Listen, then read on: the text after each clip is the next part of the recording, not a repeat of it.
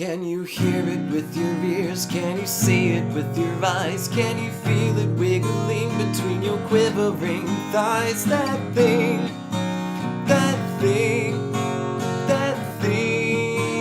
with James. Once every millennium something will come along. When you feel it you will know it, 'cause it's coming on strong. That thing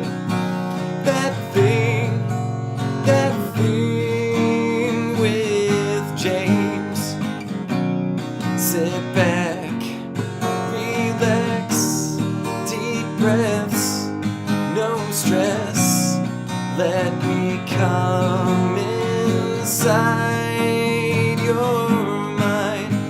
I promise you it won't take long, the change will happen soon. You will feel something so special growing deep within you. That thing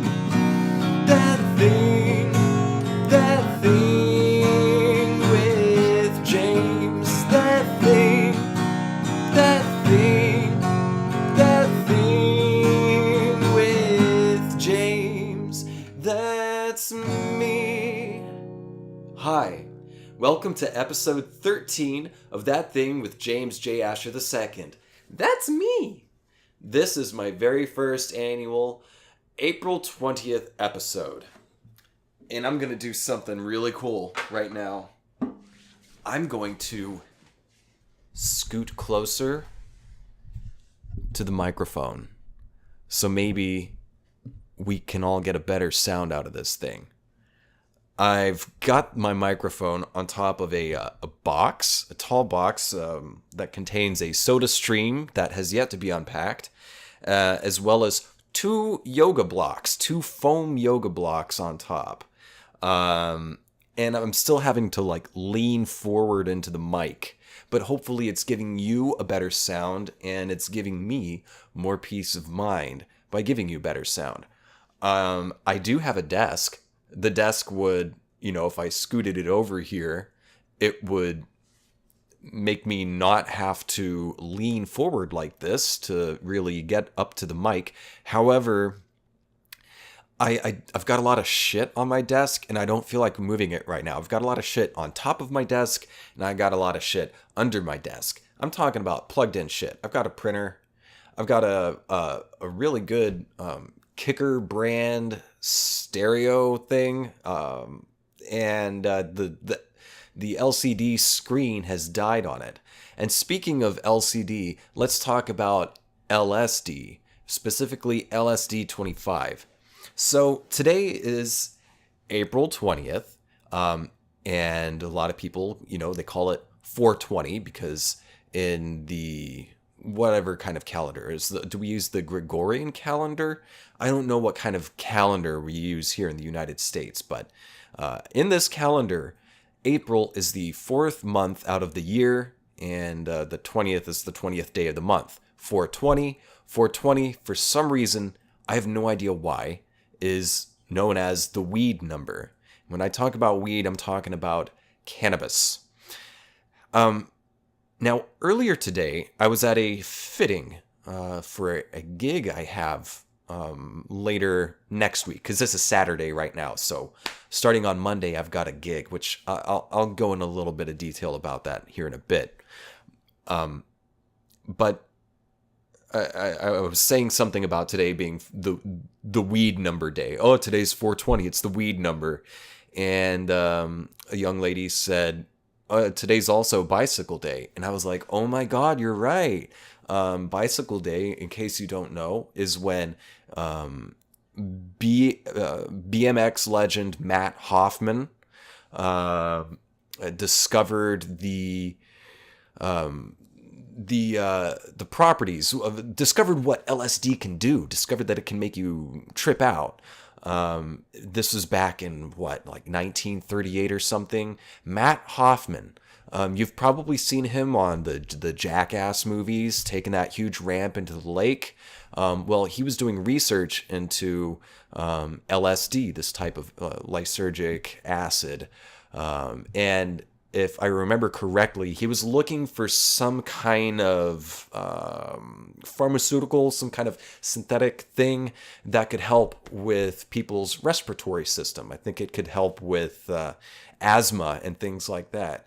And while LSD does indeed help with breathing troubles, it helps people breathe more freely and fully. It does a lot of other stuff as well.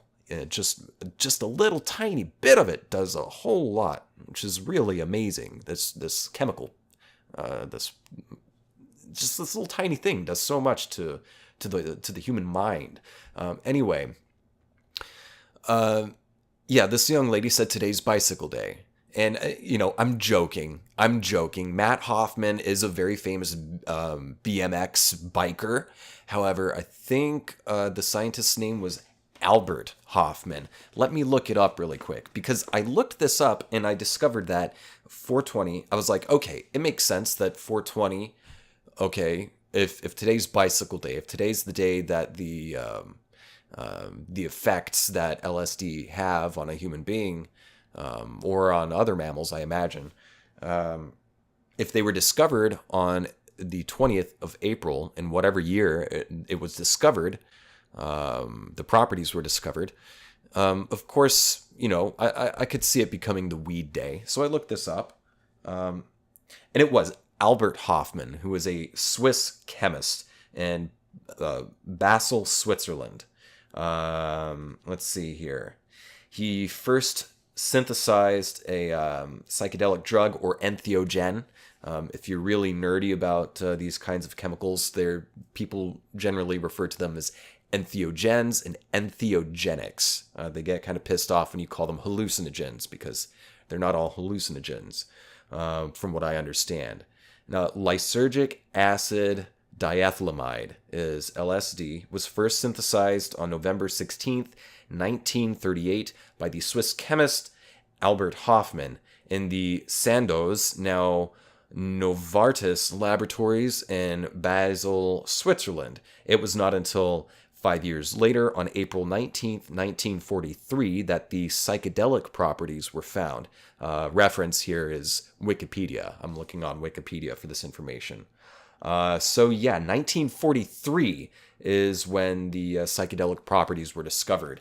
And the thing is, the story goes that Mr. Albert, or Dr. Albert Hoffman, I'm not sure what his credentials were. Well, Alfie got a little bit of this lysergic acid diethylamide on his hand. Just a little bit. Got a little bit on his hand, and he was like, oh well. And he goes for a bike ride from the laboratory back home, and he has, during his bike ride, he ends up having one hell of a trip.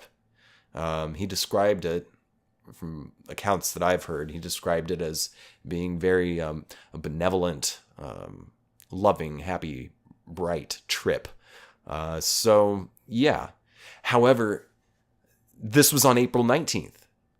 April 19th, not April 20th. So 420, it's all you stoners out there, you hippies, you burnouts, you half-baked, pea-brain, cannabis users. I don't care if it's legal. You guys are sinners, and according to the federal government of the United States of America, cannabis is still a Schedule 1 substance, which means it has a high potential for abuse and no medicinal benefits. So cannabis is, it's like crack and heroin and all sorts of stuff. It's illegal, folks. It's illegal. And I just want to be clear that I'm being entirely facetious right now. I'm serious. It is illegal. It's still a Schedule 1 substance, according to current federal, filing or whatever categorizations. But everyone knows that's bullshit. I mean, there's still some brainwashed and or mentally ill people or ill-informed people who think that it's a dangerous plant, but it's a plant. So it's not to say you can just use it all willy-nilly, because it can exacerbate problems, especially if you have like different. Everyone reacts differently to different chemicals, and different chemicals react differently to every other different type of person. So if you are kind of, if you have panic attacks, if you're prone for anxiety attacks, really diving in deep and doing a fat fucking dab, it'll give you a fucking anxiety attack. And if you eat too much of a really delicious brownie, it can give you fucking an existential downward spiral into hell feeling for, a couple hours, maybe more, depending on who you are and your makeup. So, like anything, I mean, you just have to be wise. You have to be smart about your usage, or if you don't want to use it at all, that's fine, whatever. But a lot more people have died from drunk drivers than they have from stoned drivers. That's the usual go-to fucking story. That's the usual go-to comparison, So yeah, today's the weed day. And of course I don't use it because, I have faith. I'm not a sinner. I'm a good person. I'm a devout Catholic. And I'm a law and order kind of guy. I'm extremely capitalist. I'm all about a free, unregulated market, and a marketplace of ideas as well. Free marketplace of ideas, freedom of speech. Anyone can say anything they want without any kind of repercussion. That's the beauty of, oh Christ, my downstairs neighbor is running his fucking wood stuff right now. So hopefully you're not hearing that in the background, but if you are, there's nothing I can really do about it, okay? The light, it's nice right now. I like the natural lighting. If you're watching this, whatever. Fuck it. Yeah, I'm a very devout law and order kind of guy. I think libertarianism is the absolute best way to go. And again, I'm being entirely facetious. I think libertarianism is fucking stupid. Really fucking stupid and naive. And it can be exploited, and it can be easily exploited, and it can easily be used to exploit other people. So those are my opinions. What are yours? Oh, wait. Sorry, I can't hear them. I'm a crazy person talking into a microphone alone in my apartment for who knows how long. How long has it been? Jesus Christ, it's only been almost been like 15 minutes or something now. I've been talking by myself. I just ramble by myself all the time. I'm a fucking crazy person in here in my room, talking about how I don't use cannabis because it is an illegal substance still on the federal register, and it is still illegal in the state of Texas. I believe that for certain glaucoma and epilepsy, the people who suffer from glaucoma and epilepsy, I believe that they can use a certain amount of medical marijuana in the state of Texas. I believe that it's legalized, although heavily regulated and monitored. Which is, it's fucking bizarre to me that Oklahoma legalized medical cannabis before Texas did. But at the same time, it's not surprising because Texas, it's really diverse state, and it's still very much, let's fucking kill some people. Texas loves its corporal punishment. It's what's the word? Where they fucking kill you? Where they kill you? Execution, whatever the fuck. What is that? What's that punishment called, man? Spanking, the ultimate corporal punishment, the corporal punishment. They fucking rip your soul out of your body for, you know, whatever they feel like. Anyway, yeah, I don't use cannabis because I'm a good person. I have morals and I have ethics and I have a strong work ethic as well. However, I have pretended to use it before on many occasions. I remember the first time I pretended to use it. I think it was like yesterday afternoon. I pretended that I was 17 years old, and I pretended that I went to a friend's older brother's house with my friend. Because it was a special day in this imaginary scenario. I'm just sitting around sober as a judge, because all judges are sober, right? Sitting around sober as a judge yesterday afternoon, just imagining, I'm 17, I'm in an imaginary town, hanging out with an imaginary good friend, and I told this imaginary good friend that I'm interested in trying out cannabis. I've been hearing about it for a long time, and I imagine I'm pretending that I'm really not interested in drinking or alcohol or smoking cigarettes or trying any other kind of drugs, but I do pretend to be somewhat interested in cannabis just because something about it spoke to me for some reason. And I never really grew up around it per se. It was, I grew up in a good household, good upbringing, solid. And,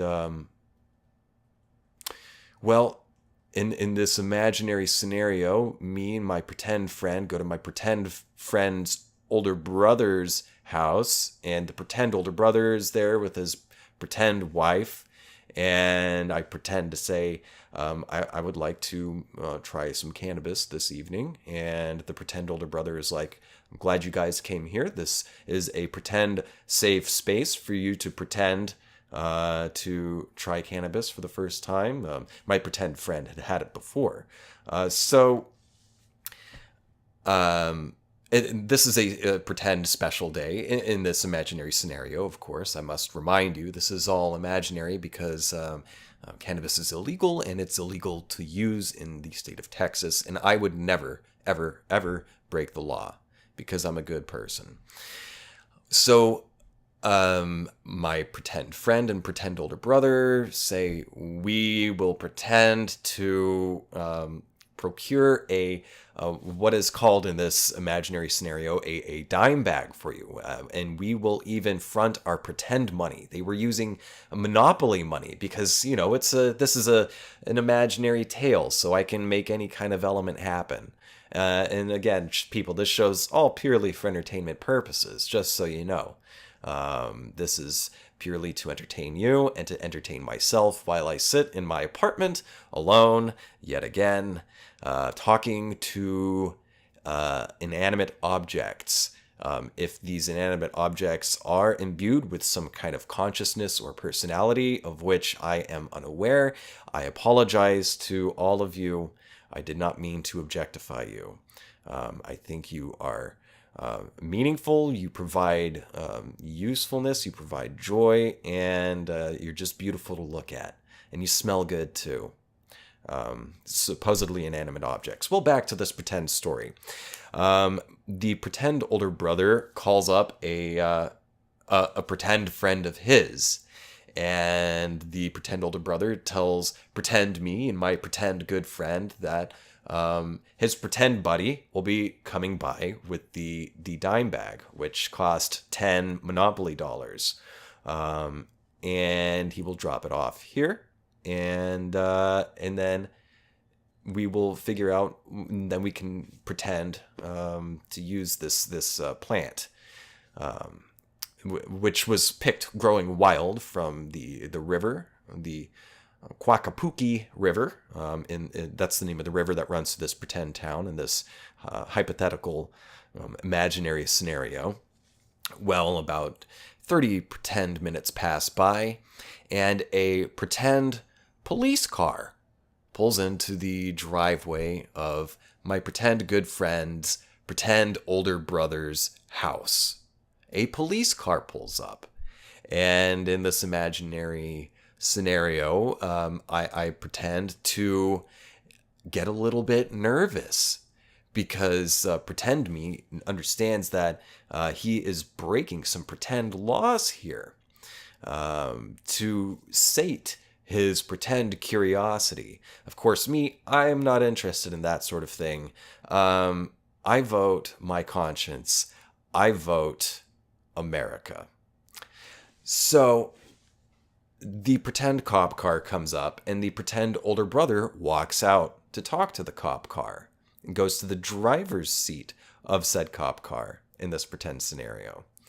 And meanwhile, pretend me and my pretend good friend are up at the front window, peering through the blinds of the window, watching the older brother talk to the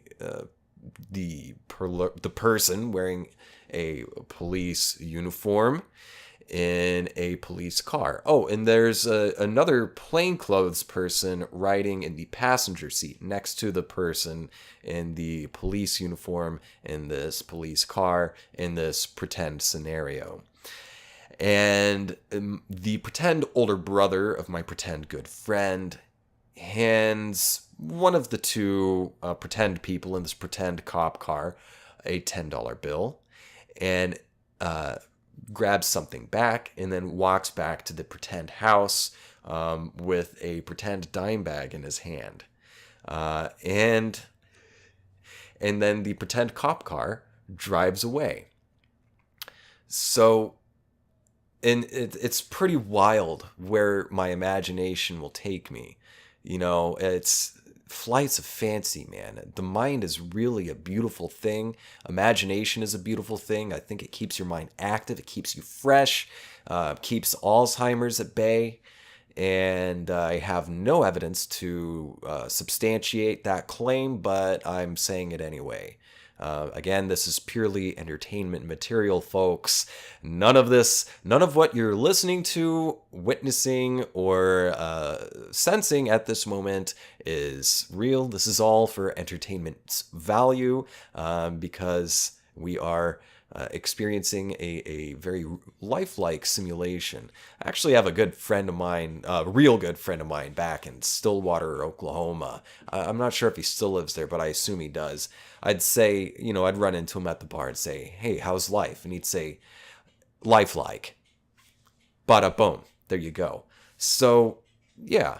In my imagination from yesterday afternoon, if I were to try cannabis for the first time when I was a 17-year-old, which would be a really bad idea because your frontal lobe isn't even really finished growing until around 25, probably a little bit later. I feel like I'm a bit of a late bloomer. Maybe my frontal lobe didn't really start finishing its coalescence. Is that the correct word, coalescence? It wasn't really formed until about yesterday afternoon when I was imagining this scenario.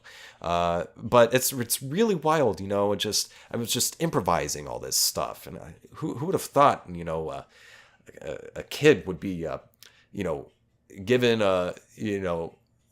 have weed, be smoking weed for the first time, weed that was procured by a police officer in uniform in a police car. That would be pretty fucking wild, wouldn't it? Fortunately, this was not real because that's all illegal stuff, and that's nothing I support. I don't support any of that stuff. I support Hemis, I support dualies, I support bald eagles, and I support the hawk screech that bald eagles make. So yeah. First bag of imaginary weed procured by an imaginary police officer.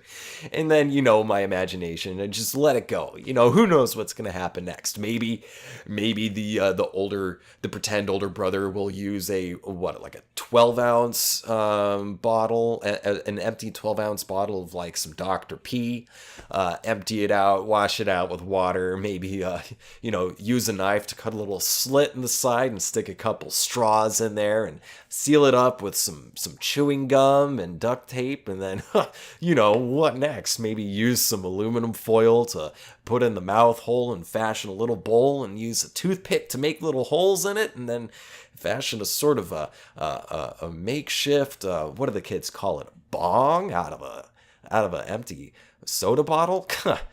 That's ridiculous. No one would ever do that. That's just stupid. Come on, seriously.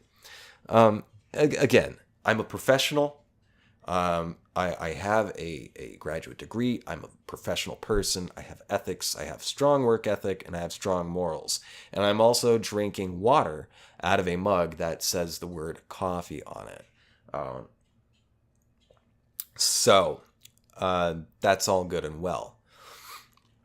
Right now, I am going to take a little break, and I'll be right back with another story for you. Okay. Bye.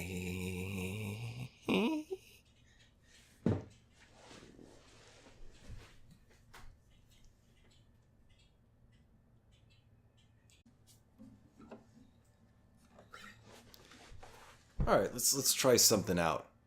I was toying with this yesterday. Let's see if I can get this right.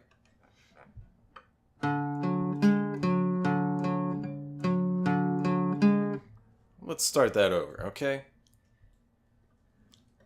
All right, let's try this out. I was toying with this yesterday. Let's see if I've still got it.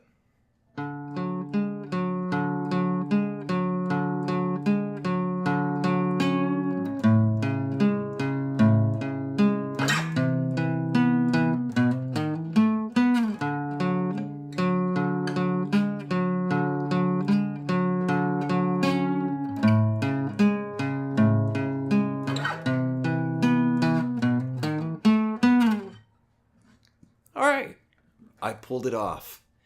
I can rest easy now. I would like to reiterate, just as I did not do at the beginning of this episode, that this show is rated explicit. It's for children 18 years old and older. Potheads not allowed. Hippies, get off my lawn and cut your hair. Beatniks need not apply. Okay? Cool, Daddy-O. Cool, man. Cool. Okay. Okay, James. Quit trying to be Marc Maron. Don't be Marc Maron. I used to really hate Marc Maron because I didn't listen to his podcast yet, and I just saw a bit of his show, Maron, and I was like, this guy's fucking annoying. And, but now I get it. Because I started listening to his show, and he's creating sort of a golem. He's creating a golem of the worst aspects of himself, which is great. That's like what Larry David did in Curb Your Enthusiasm. And that's what I do in my personal life. I become a golem of my own worst personal traits, and I force those traits upon everyone I deal with. Actually, that is a lie. I try to be the best me that I possibly can. And that best me may not always be sweet. But my intentions are pure, and I mean well. I am a seeker and warrior of truth, beauty, love, peace, and understanding. So let's just say that. Let's just say that I was doing my best to exhibit these things last night when I ran into somebody who really was a golem of himself. Someone who really was putting forward his worst attributes. Granted, I just met this guy for the first time last night. And Jesus Christ, this guy was a fucking handful. He, okay, so I got invited by a friend of mine to meet up with some other people that I hadn't met before out on 6th Street downtown, Dirty 6th. and we were going to see a well-renowned reggae artist play around, I don't know, 11 or midnight. The opening band started at like 11. The main guy came in around midnight, maybe. Maybe the opener started a little bit after 11. Well, we're not at this venue. We're not at the reggae venue just yet. We're at a bar right next door to the venue on Dirty Sixth to start out, just to sort of pregame and relax and just kind of chill, just hang out and chat before the show starts. So I meet up with a good friend, my good friend, and I meet four other people that are we all work together in this sort of collective. We help each other find work, so to speak. And, well, one of us does help the others find work. And then the others, we do what we can. We show up to things like, maybe auditions or something like that. But, we're a collective of people, we're friends. There's paperwork, but we're also friends. Now, there's one guy that I knew. He's the one that invited me, and he had an extra ticket for the show, so he invited me, and I said, sure, hell yeah. I need an excuse, because I have been a hermit for like over a year now, and it's really getting to me. So I'm making strides to get out and live in the world some more, because somehow circumstances and habit aligned itself in such a way that I kind of became a hermit and tend to get a little bit nervous going out, when it used to be, even just a handful of years ago, I'd have no problem going out, taking the bus, no fucking problem. But now it takes a bit of effort, but it's not permanent. It's just that I kind of fell out of familiarity with taking the bus. So I took the bus into town because I knew I was going to have some alcohol, and I didn't have much. I didn't want to spend a lot of money. I just had one rum and coke at the venue. So before that, I was just drinking water and hanging out with these people. And I took the bus into downtown. And it has been a while since I have taken the bus. And it's $1.25 for a one-way trip. I've got my coins picked out. I've actually got $1.50 picked out in quarters.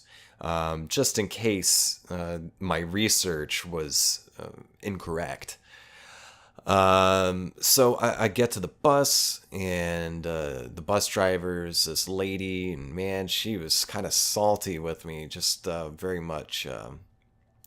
She didn't want to fucking answer my question. Hi, how are you today? Just, is this a one-way trip? And I said, yeah, sure. I didn't say yeah, sure. I said, yes, ma'am. And I put the coins into the thing, and it's $1.25. I look at the little coin box thing, like the ticket dispenser, and it says $1.25 for one trip. So I put in $1.25 in quarters, and I wait for a second because I forget if a ticket will spit out, because this is just a one-way trip. And the lady asks, is this one-way trip? And I said, yeah. She pushes a button. I put the coins in, and then I hesitate. And I kind of look up at her, and I give her a thumbs up, and I say, well, we all good? And she said, one-way trip is $1.25. And I said, okay. Now, I had already paid the $1.25. It's just that I forgot, because it's been a few years since I've taken the bus. I forgot if I was going to get a little pass, a little printout ticket with a little magnet strip on it for a one-way trip. And you don't. You don't get one of those things for a one-way trip, because you're not going to be getting back on the bus. You're not going to be using that thing. There's no reason you would need that ticket with the magnetic strip on it. So, but I forgot about that. So I hesitated, and I looked at the thing, and she looked at me, and she's like, she said $1.25. And I said, okay. But I didn't say, oh, thank you, because, I had already paid the $1.25. I knew the price, lady. But she looked at me, and she said with her eyes, I don't have time for your Mickey Mouse bullshit. She said this to me. I don't have time, with her eyes, I don't have time for your Mickey Mouse bullshit. You're a newbie. You've never done this before. You're just some scared white kid. Look at you. You're trembling. You don't know where the hell you're going. You don't know what the hell you're doing. And while all of that might be true, I know what the fuck's going on with the bus. I just kind of forgot this little bit. And now, you know, I've left that woman. And I guarantee she's probably thinking about me. She probably woke up this morning, the first thought in her head was like, man, that guy was a fucking chump. He doesn't know how to take a city bus. What is this country bumpkin doing here? Get out of the city. Learn how to deal. Rich kid, why don't you just drive, rich boy? Come on. You don't need to take the bus. Leave some room for someone who really needs the bus. White privilege. Rich boy problems. Yeah. So I left a bad impression, and I did lose sleep over it. I can't believe I led that woman to believe, inadvertently led that woman to believe that I'm a fucking noob when it comes to public transportation. Because I'm not. It's just, I kind of fell out of practice is all. It's like, you know, when you can't perform and someone says, really? And you're like, I mean, this doesn't always happen. This is, you know, I've had like a full bottle of whiskey. This is the reason why I'm unable to perform right now. And then the partner for the night might say, well, you're a fucking loser, and you're not a real man, and I want you to leave here feeling entirely emasculated. That's kind of what it felt like to take that bus. It felt like I couldn't perform. And I disappointed her, I disappointed myself, and I disappointed my legacy and my ancestors. So family, I'm sorry. I'm sorry I was unable to perform on the bus. I think it was probably a lingering effect of pretending to imagine a pretend scenario that definitely never happened. Anyway. So I get the bus, I go to the bar next to the venue, and I meet with my friend, and he introduces me to 4 other people that have just joined our little collective of artists and business people. And I meet these 4 people, and I sit down, and there's this one guy whose name I can't remember, but I think it starts with the C, so I'm just going to call him Big C, or just C for whatever, or Bearded C maybe, because he had a beard. He was your average white guy. He was average height, average weight, healthy weight. He had a beard. He had beers too, but he didn't drink a whole lot, and I wonder if alcohol had anything to do with the way that his behavior progressed throughout the evening. But I may get to that here in a bit. But, you know, he was just your average looking white guy. Big bushy beard, looked like every other fucking white guy in this town. Unlike me, I'm a special, unique, beautiful snowflake. I am my own sex. I am my own gender. I am Wonderkin. I am a star child. I love myself. I love you. You're good. I'm good. We're all good. Let's have peace, world peace, kiss, kiss, love, love. What the fuck am I even talking about, man? I'm talking about the fact that this guy couldn't think this way. The guy that I sat next to at this table, Big C. I met him. And Big C said that he was originally from Austin, and he's living here again now. He's been here for I don't know how long. But he said that he lived in New York for like 10 years working for some television station that played music on it and had videos that played with that music. I don't remember the name of this particular channel. Apparently it was some really big thing, something about music and videos and television, and I'm not really sure what his role was in this company. He didn't really specify, but he did specify that he sort of, kind of, in a 4 degrees removed way, kind of helped Gary Clark Jr. be discovered by this channel or appear on this channel or something. And then this guy, Big C, said that he knew Gary Clark Jr. In case you don't know, Gary Clark Jr. is he's really blowing up right now. He's a musician from Austin, Texas. He's a guitarist, singer, songwriter, really good guitarist. He definitely comes from the Stevie Ray Vaughan school.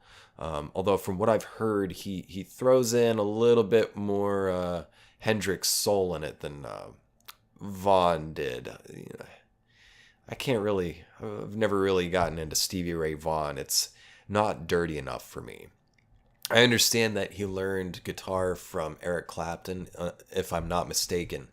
And similar kind of story with Eric Clapton. Like Cream, I love Cream. But Clapton, like Derek and the Dominoes and stuff, I have a hard time getting into it. He's a phenomenal guitarist. His technique is amazing.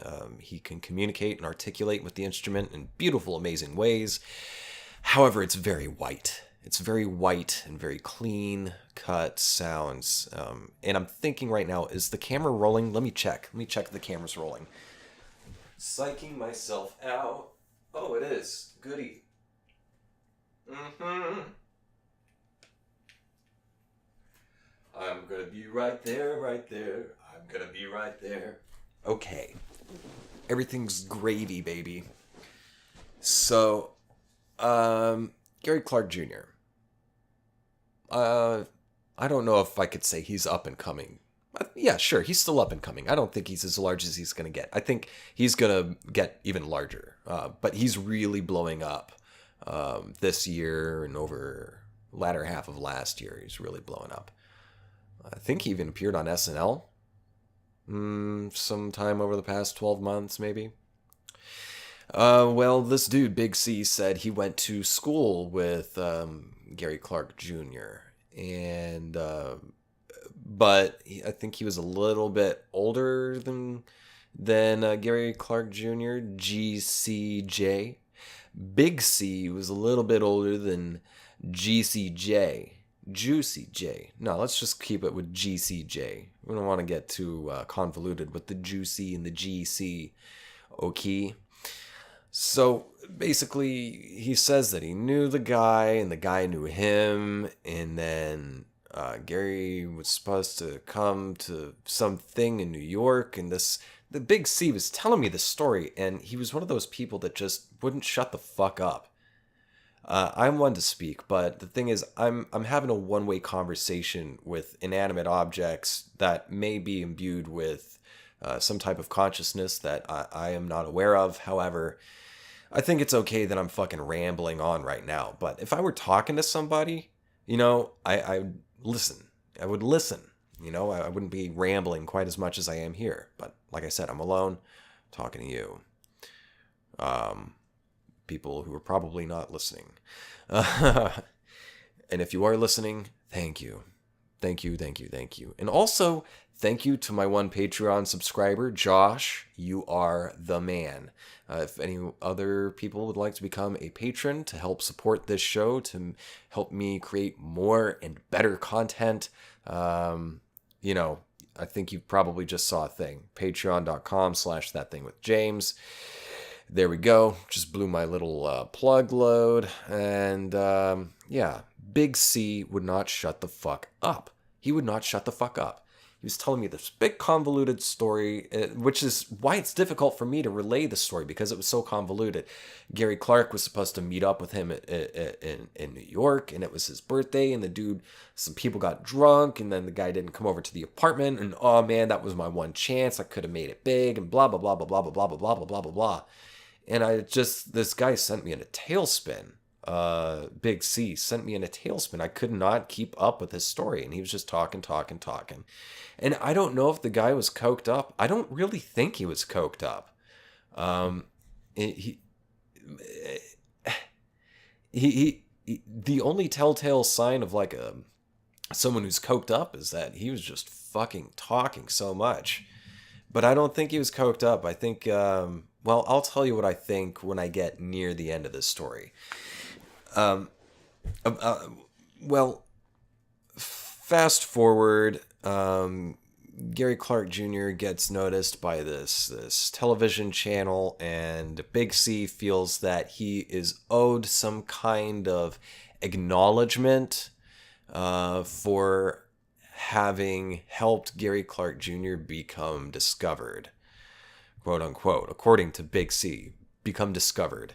And the thing is, Big C didn't really fucking have anything to do with getting Gary Clark Jr. discovered at all. He didn't have anything to do with Gary Clark Jr.'s musical abilities, nor his tenacity, nor his work ethic.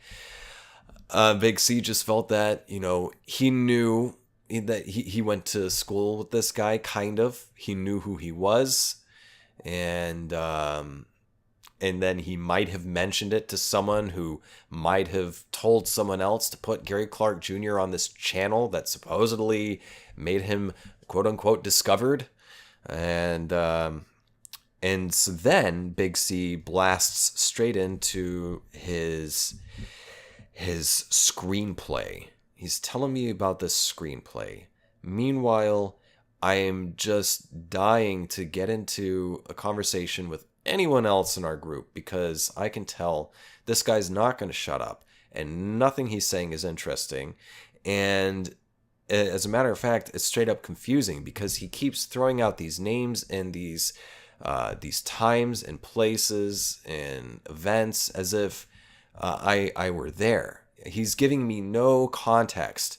He's not reading the fucking audience, the audience of me, the audience of one, a stranger. I don't know what you fucking know. I wasn't there to watch it. I don't know the history. I don't know the context.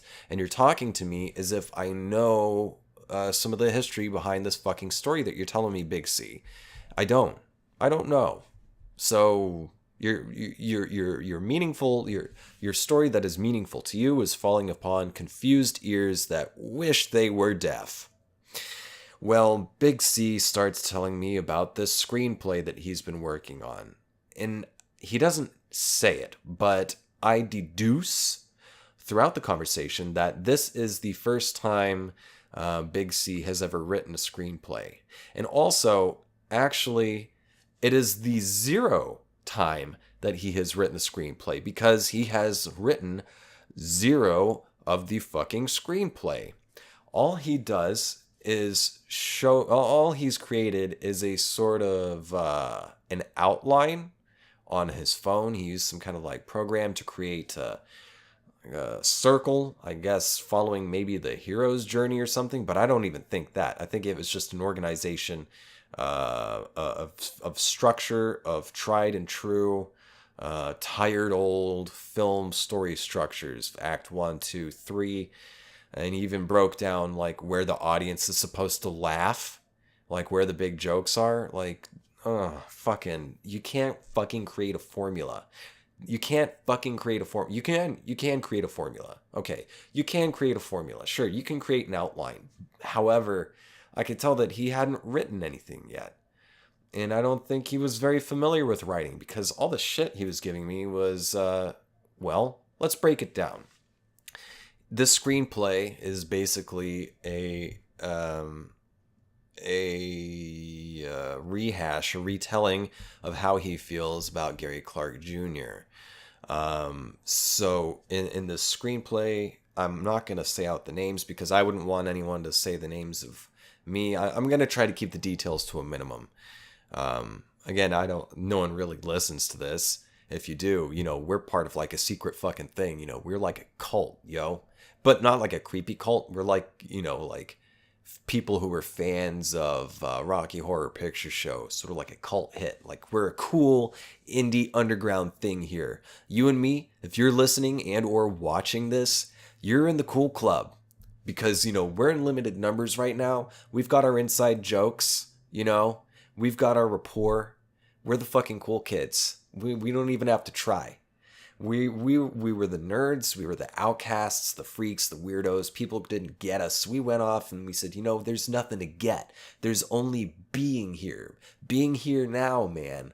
We're just existing. We're just getting along. We're making our own little group. What is the group? It's the group of that thing. That's us. You and me. Right now. Check it out.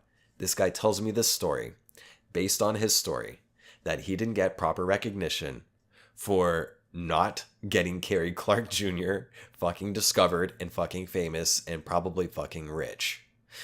So he's making a screenplay, or developing one rather, a screenplay about a musician who becomes famous because he was inspired by a like a sort of friend of his who was an author and wrote like 4 or 5 books, and this musician is basing his lyrics and the concept of the albums and everything off of these books that his sort of friend wrote already. And the musician blows up and gets famous. Meanwhile, the author is just, no one really knows about him. He's just kind of underground, hasn't really been discovered, hasn't blown up, doesn't have a lot of money. No one really knows who the fuck he is. But everyone knows who the musician is. And the musician, more or less, pretends like he doesn't fucking know the author, who was his friend in the past. And then when he blew up, all of a sudden, he just doesn't really have any time and doesn't really think he really knows the author. And yeah, this stuff happens in real life, but, that's the premise of this book. Well, essentially, fucking see if I can understand this, because it was so convoluted. This guy did not have I would give you the 10-second breakdown of this fucking story, but the guy didn't have a 10-second breakdown. And I kept asking him for one, but he wouldn't fucking reciprocate. He wouldn't even fucking listen. He was just in send mode. And he asked me if I wanted to hear about the script. I was like, sure. I was expecting a pitch, just an elevator pitch, just 10 seconds. What the fuck is about? What the fuck it's about? What are the characters? What's going on? Okay, cool. He didn't do that.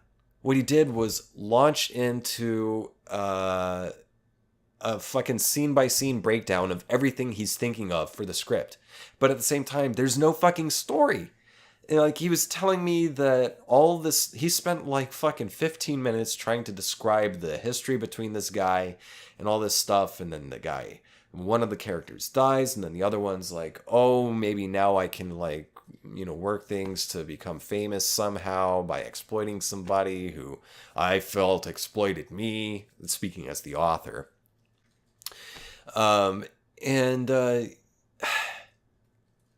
He told me all this shit, and I'm like, okay, I'm trying to keep up. And then he says, and that's where the movie starts. That's the opening scene. And I was like, wait, so all that stuff happens? And he's like, no. That one thing that I just told you about, like that one little exchange, that's where it all starts. And then everything else plays out throughout this way. And then he keeps saying, like, it's a comedy. I wanted to write a comedy, but it's not really a comedy. It's more of like a dramedy. It's a comedy, but it's got heart. Like, what are some other movies? Tell me some other movies that are dramedies. What are some other dramedies? And he, like, wanted me to tell him what the fucking dramedies are. And I was like, there's like a million fucking dramedies. I know what a dramedy is. I've seen them. I've heard them. I watch dramedies if they're good. Okay?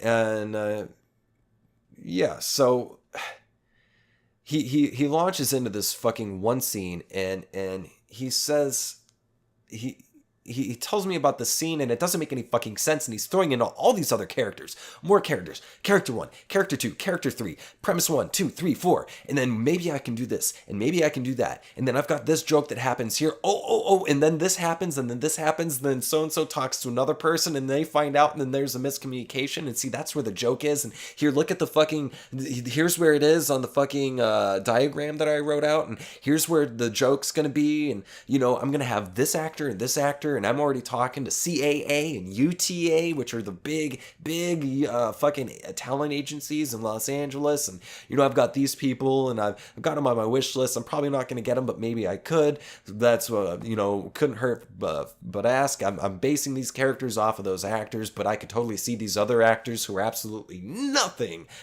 at all like the other actors, I imagine, putting in. And he tells me these actors' names, and I'm like, there's no fucking way you're gonna get anyone anywhere close to that shit. And he's talking like he fucking knows all these people, and I can tell he doesn't fucking know all these people. And then just watch the fucking humiliation I experience when I find out that this guy actually does know people. But the thing is, I don't really fucking care if he knows people because this guy was a shithead. I'll get to it. I'm getting to it, man. So he gets to this one scene and he tells me this happens. Oh, and then he flash forward to this other scene and then he sees, oh, what I should have done is this. This guy, Big C, is throwing in every fucking trope. He's throwing in so many different devices and so many different tropes. And all of them are fucking run into the ground. What he was telling me was essentially that he's making the most fucking formulaic bullshit Hollywood comedy that died in the, got big in the 90s and pretty much died after the early 2000s. And they still try to make these really formulaic things. And they still do have formulaic stuff. But I'm talking like hyper formulaic. Like, when fucking actors were getting deals. Like they pick up Jim Carrey and say, hey, you're great. We'll give you these $1 million. And they call them development deals. Like you discover somebody and you say, all right, I'm going to develop you. I'm going to make you famous. And I'm going to get you in all these movies and they're all going to be big blockbuster hits. That's what people were doing in the 90s and a little bit in the early 2000s. Production companies don't do that anymore. Okay. Because it makes a bunch of bullshit. It's just a bunch of consumerist, empty, vapid fucking bullshit with zero artistic integrity. And what this guy was telling me, he was feeding me all this stuff that was zero fucking artistic integrity and just so trite. It was so fucking, it made me want to vomit. And so basically this guy kept saying like, help me with this one scene. Okay, the main character is facing this one dilemma and he thinks he wants to do this and I've got it written out, but what would you do? Like, what would you do in this? And I was like, well, I would do this. The guy's faced with a dilemma where he could tell the truth or not. And I would say, well, maybe just tell the truth. And also another thing with these exchanges between the characters that Big C was telling me about is like, none of them were fucking real. This guy has not spent time watching how people talk. He's clearly spent more time talking than listening. And if you're going to be a fucking writer, you have to listen more than talk. You have to listen and you have to watch. That is the only way. That is the first thing you have to do as a writer is get out of the fucking way. Take your fucking ego out of it. Watch and observe and learn and understand the nature of how people interact, how they behave, their wants and needs, how they go about getting those things, why they want those things. Same for breaking down a character as an actor. What does the character want? Why do they want it? Why now? And what do they have to lose if they don't get it? And how are they going to go about getting it? That's essentially all you need to do to figure out a scene. That and get your ego out of the way and just do it. Do the research and then forget everything. That's another thing. Well, Big C keeps pushing me. He wants me to help him kind of flesh out a workshop this one scene of like what this main character could do differently, different options, exploring different role play. And he wanted to role play the scene with me, and I did it a few times. And then I wanted to talk to the two ladies that were sitting next to me. I generally kind of get along better with women. I always have. I've always gotten along better with women, and I've often had more female friends than male friends, and I just kind of naturally get along with women better because of instances like the one with this guy, Big C. Guys who are really fucking insecure, and then to compensate and to cover for that insecurity, they will act really combative, and just aggressive. And this guy was being fucking aggressive. He was being fucking aggressive. He kept, he was pushing this fucking whole thing on me, this whole script without my consent. I did not consent to being fucking assaulted by his insistence. Tell me what to do. What would you do? What would you do? And I threw out some things. And I was turning away. I was giving him every fucking sign that I could to say, I'm not interested. I don't want to have this conversation with you. I wish this conversation were done. I was turning away. I was looking away, trying to engage other people in conversation. And he was just turned at me, just talking, blah, blah, blah, blah, blah, blah, blah, blah, blah, blah, blah, blah, blah, high energy. And yet somehow, he wasn't coked up. He was just fucking on full blast, full neurotic energy, word vomit. And, I threw out a couple things. I said, well, he could do this. And then the guy would elaborate and then come in with all this other stuff. And eventually I started saying, like, this is too much. It's too much. I don't know what you're telling me right now. I'm confused. Break it down for me. Make it simple. Break everything down. I don't know who the fuck these characters are. I don't know why the fuck they want this stuff. Break it down. And then he would break it down a little bit and still manage to convolute it more. And I'd say, break it down. You need to simplify this because I don't understand it.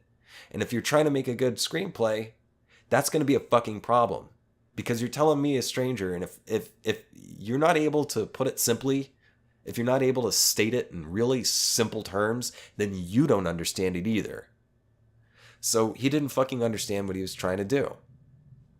Because he wasn't able to explain any of it in a simple manner. And I wish I was able to explain this whole fucking thing in a simple manner, but it was so complicated, I don't know how else to describe it.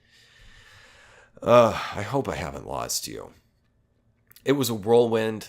I just experienced a whirlwind. Maybe you just experienced a whirlwind, and I experienced a whirlwind with him. I wish, I told him some things to do, and I told him, keep it simple. Keep it simple. And then he would tell me about another scene down the line that he was thinking of, and another joke that he was thinking of, and then saying, see, that's why it's funny, and just assuming that it was funny, and assuming that what he had was good. And I could tell, again, all he had done was created a sort of outline based on a really trite formula. I hope I'm using the right word with trite. And really formulaic, big star, big hit, blockbuster, zero artistic integrity, zero fucking voice, zero fucking perspective. And what he really wanted to talk about was how he feels like he's been fucking cheated out of life. That's the real story behind what he was trying to tell me here, is that he feels like life owes him something. He feels like life has let him down. He feels like other people in life have let him down. And whether that's true or not, I don't know. I think maybe someone else let him down because he was most definitely really fucking insecure and really fucking neurotic, which he displayed with his assholeness. He fucking hollered. At one point he realized that he was out of a beer and there was a waiter like 15 feet away taking someone else's order at another table and then walking out, and the guy was just yelling like, Hey, waiter! Hey, waiter! Sorry if I blasted your speakers with that. Just yelling at this person like, beer! Hey, beer! And I just fucking looked at him and he did not give a fuck. He thought he was being funny. And then, I'd start conversation with the ladies sitting next to me, and the guy would just insert himself into our conversation to crack some really shitty fucking joke. Some really bad, shitty body kind of joke you'd hear from an open micer.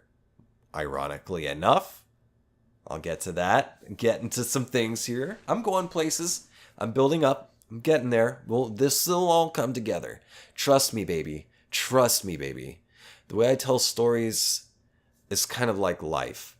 Things, they just seem kind of random, and then near the end, it's like, oh, all these pieces actually fit together. Wow, James is a fantastic storyteller. I want to help support his show by going to patreon.com/thatthingwithjames. He's even got like a $2 tier. You can just donate like $2 and you'll get like maybe like $1.25 out of it. Anyway, the guy is yelling at the server, and eventually the server comes back, and the guy's just like, she says, "What do you want to drink?" And he says, "I want something blonde and hoppy but smooth. Do you have anything blonde and hoppy but smooth? What's a beer? What's a beer that's blonde and hoppy but smooth? Do you have any kind of beers like that? I don't know. I don't know. I don't know what kind of beers like that. Do you have that kind of beer? Tell me. Do you have that kind of beer?" And the server lady is just like, "We have a Fireman's 4?" And the guy's like, "Okay, yeah, sure, yeah. Is that like what I'm talking about? Is that what I'm talking about?" And she's like, "I'll get you a Fireman's 4. Okay, yeah, sure, yeah. Give me that. Give me Fireman's 4. All right." And then she walks off. I don't know if I did a good job here of really expressing the vibe that he was giving off, but he was treating the wait staff like shit. His vibe was bad, man. He was treating the wait staff with disrespect, I feel. And then later on, we go to this show, and the show starts, the reggae show, and the guy says, "Oh, I'm doing open mics now. I've been doing open mic." He tells some other really shitty joke, thinking he's funny and being totally fucking needy. And he's like, "I'm always looking for a joke. I'm doing stand-up now. I've done open mics 5 times now. So, I'm always looking for a joke. I'm trying to make anything a joke. Try to remember it." Right. You think I'm funny?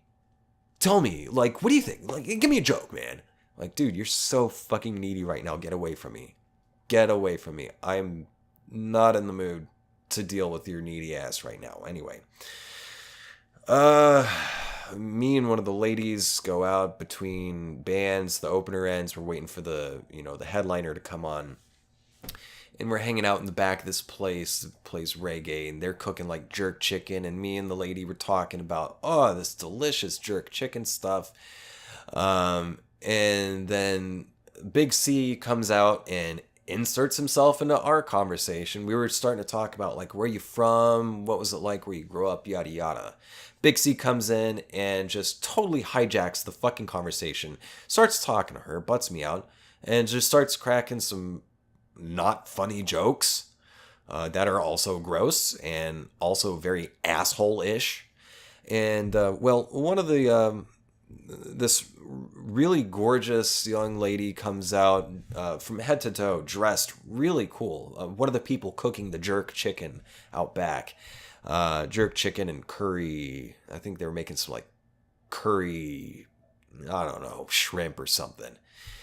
Well, me and the lady friend who I just met that night, who was sitting in this group of people that I was involved with last night, we both stop and we look at this woman who's been helping cook the jerk chicken, and we're just like both stunned. She's got great curly hair and just the coolest style. I don't remember all of it, but it was a lot going on, and it all worked. It all came together really well. A lot of like different Rasta stuff, different kind of, kind of stoner art t-shirts kind of stuff, and head to toe, just really cool looking gal, really cool style. Totally hers, you could tell. And I just stopped her and I was like, "Excuse me, miss, but you are stunning. You look so cool. Like, head to toe, everything you've got going on right now works so well. You look so cool." And then the lady friend who I was chatting with before Big C came and interrupted us, she turns and says to the jerk chicken cook lady, like, "You are gorgeous. Look at your hair. It's so cool." And the lady just stops and she's like, "Thanks, guys. Like, yeah, I've got funky style. Thank you so much." And then Big C turns and says, "Well, you don't fucking hate the Jews." Well, clearly, the woman that was cooking the jerk chicken, she did look like she could have been Ashkenazi Jew. She looked pretty much like 100% Ashkenazi Jewish. So there's that. and he just, you could tell he's trying to crack a joke, but the thing is, he's an asshole, and he's one of those people whose jokes are just bullying, where it's just like, what? Don't be a pussy. It's just a joke. Come on. Fucking, it's just a joke. You don't have any fucking sense of humor? Come on. And I'm getting fucking Me Too'd by your fucking fussiness, pussy. Come on. It's just a joke. Big C was that kind of guy. And I just didn't say anything. Like the lady, the jerk chicken, she was just having the time of her life. Maybe we just brightened her day up saying how gorgeous she was, how cool her style was. And then Big C just had to shit all over everything by saying, "Oh, you don't fucking hate the Jews." And the woman's, the cook's face just dropped. And she was like, "Well, fuck you. Thanks." And walks off. And then one lady friend who I was talking to turns to Big C and she's like, "Time and place, dude. That was not fucking funny." And Big C has the gall to say, What? It was just a joke. What? I directed comedy for 10 years. In New York City.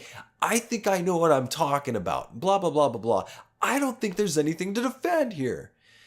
And essentially, it got really bad. So lady friend, she was right to call the dude out. She was like, really bad timing on a really shitty joke. Like, this was not the time or place, and this was definitely not the fucking audience. And like my guest on the last week's episode, one of the big things you need to know about stand-up comedy is know your fucking audience.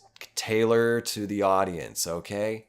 And Big C did not tailor to the audience. He was completely oblivious of who the audience was, the context of the situation, the energy of the situation. He just shit all over everything with his shitty assholeness, and then had to defend himself. And I swear to God, I guarantee you, he was thinking, What?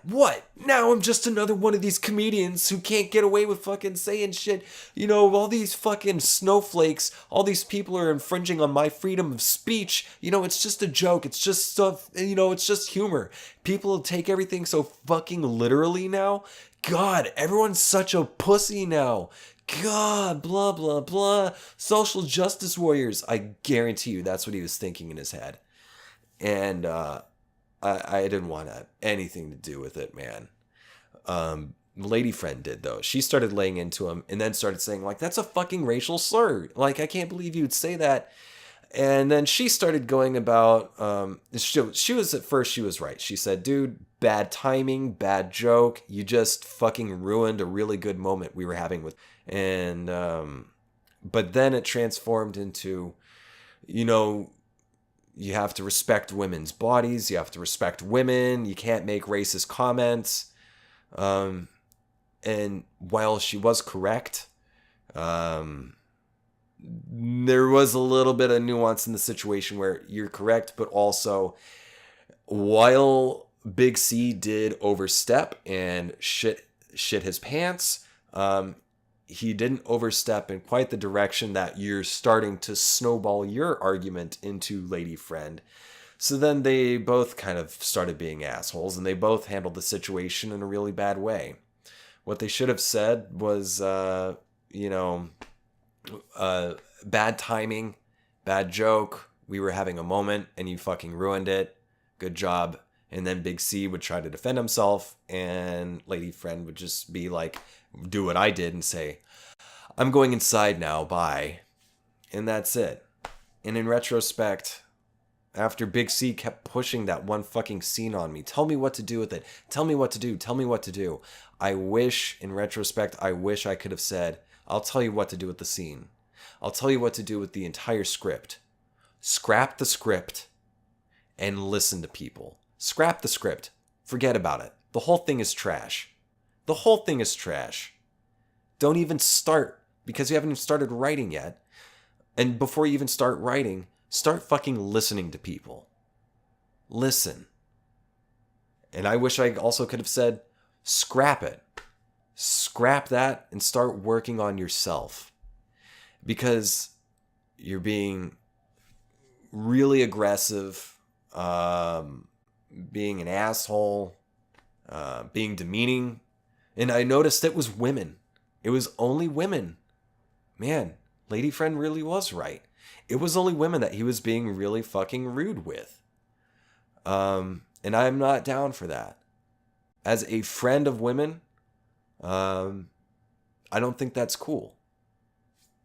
So, Big C, get your shit together, get into therapy, and put that script away. Take what you have right now and toss it in the fucking trash and figure out what the real fucking story is. The real story is one that you're trying to tell.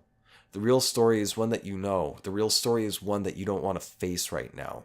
The real story is that you feel somehow betrayed, and figure out the root of that story and tell that story. It doesn't necessarily have to be a nonfiction, but figure out your own fucking true story before you go about creating a story. That's about it. That's about all I got for now, folks. I think it's time to get this thing uploaded since this is the 420 episode. First half was fun. I'm not sure about how the second half turned out. I'm really not sure. Just rambling about. I hope it was good. I hope it was worthwhile listening. But anyway, thank you guys so much for tuning in yet again. If this is your first time, welcome. I definitely encourage you to listen to the other episodes. Tell your friends, your family, your loved ones, anyone that you know that's into this sort of thing. Dig it, you know? Shoot me an email at thatthingwithjames@gmail.com. Send me comments, suggestions, questions, concerns. If you have any ideas, if you need some advice, I want to answer your questions. I want to give you advice. So hit me up, man. Find me on social media at James J. Asher. And you can visit my website, jamesjasher.com. Oh, and I just remembered. Yeah, I've got a gig. This week. And I was just thinking, man, like, I'm not going to, I hadn't had an audition in like a month or more. And I was just thinking, I don't think I'm going to get any kind of fucking acting work this year. And then last week, I got called for an audition for a thing. I went in, I auditioned. A couple days later, I got called in for a callback. Show up to the callback, do the thing, don't think about it, out of sight, out of mind. And then I get like a phone call the next day saying like, oh no, you're booked. You're booked for a couple days. So I've got work this coming week. I'm so grateful for it, man. Totally unexpected. I legit thought I was not getting any acting work this year. So this is a very pleasant surprise. And I'm glad to get to work, some acting. I'm glad to get to meet some new people, and I'm glad to be working with some familiar faces as well. And that's all I'm going to say about that. So, until next episode, love you guys. Peace. Have a good one. Bye.